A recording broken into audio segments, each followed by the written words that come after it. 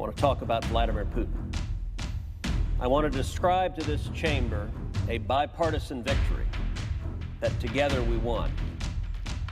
And then I want to describe tragically how President Joe Biden is giving that victory away to Putin and Russia.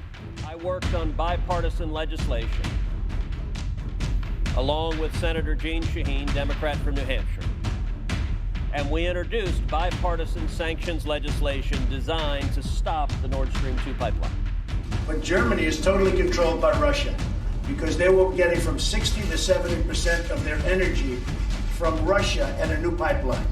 And you tell me if that's appropriate, because I think it's not. And I think it's a very bad thing for NATO, and I don't think it should have happened. And I think we have to talk to Germany. One of the reasons why Nord Stream 2 is particularly problematic is that Russia is building Nord Stream 2 in order to cut off Ukraine. There is currently a pipeline running through Ukraine, and through Nord Stream 2, Russia has the power to starve Ukraine. In December of 2019, our legislation passed. The Cruz-Shaheen sanctions legislation passed. Germany is a captive of Russia because they got rid of their coal plants, they got rid of their nuclear. They're getting so much of the oil and gas from Russia. I think it's something that NATO has to look at. I think it's very inappropriate. You and I agree that it's inappropriate. I don't know what you can do about it now, but it certainly doesn't seem to make sense that they pay billions of dollars to Russia, and now we have to defend them against Russia.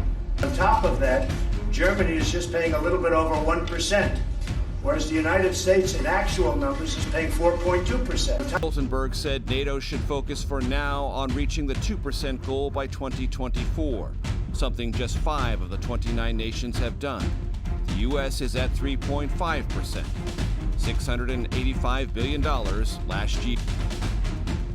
And those sanctions had been working for a year. The pipeline was stopped. Then in November of 2020 was the presidential election. Germany and its neighbors are highly dependent on imported energy sources. The operation of the pipeline will have an immediate impact on market prices. The consumers in those countries that consume Russian gas will feel it themselves. Ukraine sees the pipeline as an existential threat that gives Moscow influence over Europe's decision-making, given Germany's prominent position.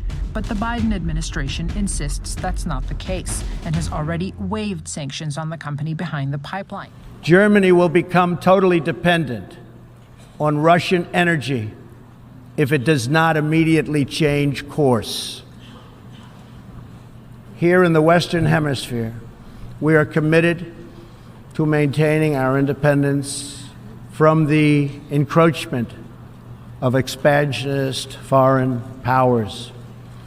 It has been the formal policy of our country since President Monroe that we reject the interference of foreign nations. Biden made his deal to allow the pipeline to go through anyway. The foreign ministers of Ukraine and Poland issued a remarkable joint statement declaring that the decision President Biden made to surrender to Putin, that it created an immediate, quote, security crisis for Europe. Ukraine and Poland both told us then, as a result of waiving sanctions, we're going to see Russian troops. This is a CBS News special report. I'm Norah O'Donnell in Washington, and we are coming on the air because the war in Ukraine has begun. Just minutes after Russian President Vladimir Putin announced a special military operation in eastern Ukraine, explosions were heard in Kyiv, and that is where Charlie D'Agata is tonight. And Charlie, tell us what you're hearing and seeing. Tens of thousands of protesters in Germany took to the streets in response to the energy crisis driven by higher energy costs. German inflation in September hit its highest level in more than a quarter of a century. Germany now has triggered the alarm stage of its emergency gas plan. This is in response to falling supplies from Russia. Cities plunged into darkness. No light, no water, and no heating. A scenario Germany's Cities and Communities Association warns could soon become reality. We face possible regional or nationwide blackouts. An electricity cut can be worse than a pandemic. You can't shop. There's no water, you can't fill up, draw money or charge your phone. Depending how long it takes, it can get worse. Trying to brace for one energy crisis, Germans could actually cause another by overloading the power grid, as many have been switching to electric heaters. Sales have shot up by more than a third to 650,000 this year. We decided to bring back coal plants to produce electricity for not using gas for doing so. We decided to make it easy for companies to do the fuel switch so that they can go from gas to oil or coal with legislative support.